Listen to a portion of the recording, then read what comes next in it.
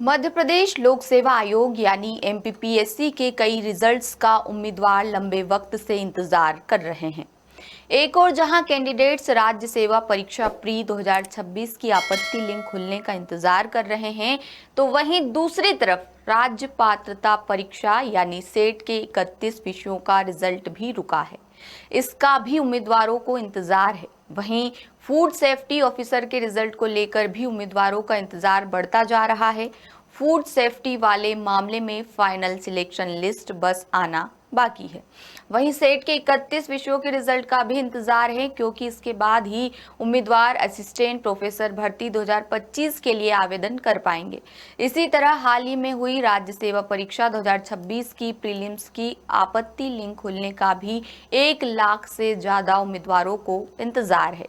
तो चलिए दास सूत्र को जो जानकारी इन सारे मुद्दों पर मिली है, आपको एक एक करके बताते हैं। नमस्ते, मैं हूं आपके साथ माही और आप देखना शुरू कर चुके हैं दास सूत्र। सबसे पहले बात कर लेते हैं फूड सेफ्टी ऑफिसर भर्ती की। ये भर्ती 123 पदों पर होनी है। 17 साल बाद आई इस भर्ती के लिए करीब 450 उम्मीदवारों ने इंटरव्यू दिया है, जो अप्रैल के एंड में खत्म हो गए। बताया जा रहा है कि इसका रिजल्ट तैयार है, लेकिन जबलपुर हाईकोर्ट में चल रहे केस के चलते रिजल्ट होल्ड पर है। दरअसल असिस्टेंट प्रोफेसर 2024 और फूड सेफ्टी ऑफिसर दोनों ही परीक्षाओं को लेकर याचिका दायर है। करीब 10 याचिकाएं इसमें लिंक है। याचिका महिला उम्मीदवारों की ओर से लगाई गई है।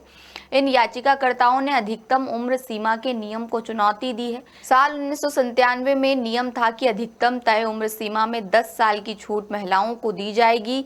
ये जो भर्तियां आई, इनमें उम्र सीमा 21 से 40 साल रखी गई, यानी ये छूट 50 साल तक के लिए होना चाहिए। वहीं साल 2012 में एक नियम जोड़ा गया कि अधिकतम उम्र 45 साल ही होगी।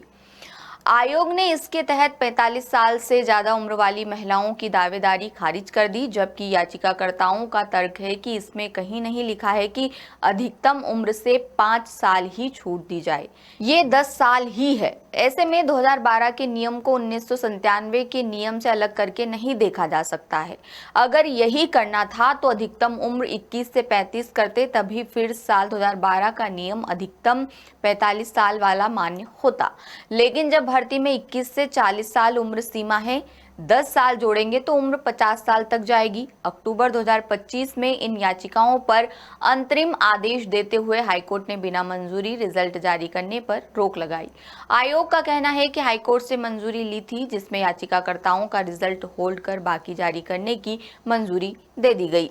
ओएसडी डॉक्टर रविंद्र पंचभाई के मुताबिक आयोग ने हाईकोर्ट में फूड सेफ्टी ऑफिसर रिजल्ट जारी करने के लिए भी मंजूरी के लिए आवेदन लगा दिया है। ये मंजूरी मिलते ही रिजल्ट जारी कर दिया जाएगा।